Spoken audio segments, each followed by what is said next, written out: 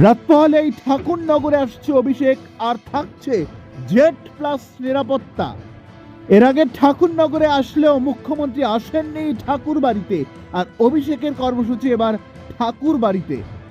আর ঠাকুরনগরে অভিষেক বন্দ্যোপাধ্যায়ের কর্মসূচিতে থাকছে জেড প্লাস নিরাপত্তা। একাধিক জায়গায় বসানো হয়েছে সিসিটিভির নজরদারি, আর জেড প্লাস নিরাপত্তা নিয়ে এই ঠাকুর বাড়িতে আসছেন অভিষেক। রাজ্যে চলছে এসআইআর এর শুনানি পর্ব, আর মতুয়াদের ভোটার তালিকায় নাম থাকবে কিনা তা নিয়ে দোলাচলে রয়েছে মতুয়ারা। এরই মধ্যে অভিষেকের ঠাকুর বাড়িতে কর্মসূচি। এখানে আমাদের জেড প্লাস প্রোটেক্টরি আছেন, উনি এখানে দর্শন করতে আসবেন অ্যান্ড তারপরে এখান থেকে আবার কলকাতার দিকে ব্যাক করবেন।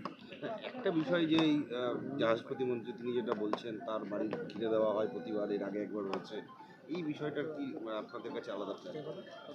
এখানে দেখুন, আমার কিছু বলার নেই, বাট স্টিল উই হ্যাভ এখানে পুলিশ অ্যারেঞ্জমেন্ট আমাদের থাকবে, কারো কোনো যেন অসুবিধা না হয় এটা পুলিশ প্রশাসন এখানকার দেখছে।